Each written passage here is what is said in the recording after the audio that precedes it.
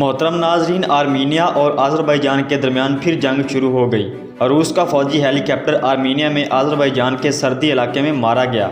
Reports के मुताबिक military helicopter MI-24 को सर्दी इलाके में निशाना बनाया गया, जिसके नतीजे में अमले समेत 2 अफराद जबकि तीसरा ज़ख्मी हो गया है। वज़ीर दफ़ा ने वाक़े की तस्दीक करते हुए बताया कि हेलीकॉप्टर को एक शख्स ने पोर्टेबल एयर डिफेंस सिस्टम के साथ निशाना बनाया। वज़ीर दफ़ा ने बताया कि हेलीकॉप्टर को यरमख गांव के पास 11 बजे करीब उस वक्त गिराया गया जब वो आर्मीनिया में रूस के फ़ौजी अड्डे के काफ़िले के साथ था। ये वाक़या ऐसे वक्त में पेश आया है जब अज़रबैजान और आर्मीनिया में 3 हफ्तों से जारी जंग में गुज़श्ता इतवार से शिद्दत आ गई थी। तुर्की ने 28 साल बाद अज़रबैजान के मकबूजा इलाके शोशा की आर्मीनी कब्ज़े में रहाई पर मुसर्रत का इजहार किया और हर मुश्किल में साथ देने का भी अज़म का इजहार किया है। तुर्की के कौमी असम्बली के स्पीकर मुस्तफ़ा शनतोप ने फ़तह शोशा के लिए जारी करदा पैगाम में कहा है कि शोशा अज़रबैजान का है, अल्लाह मुबारक करे।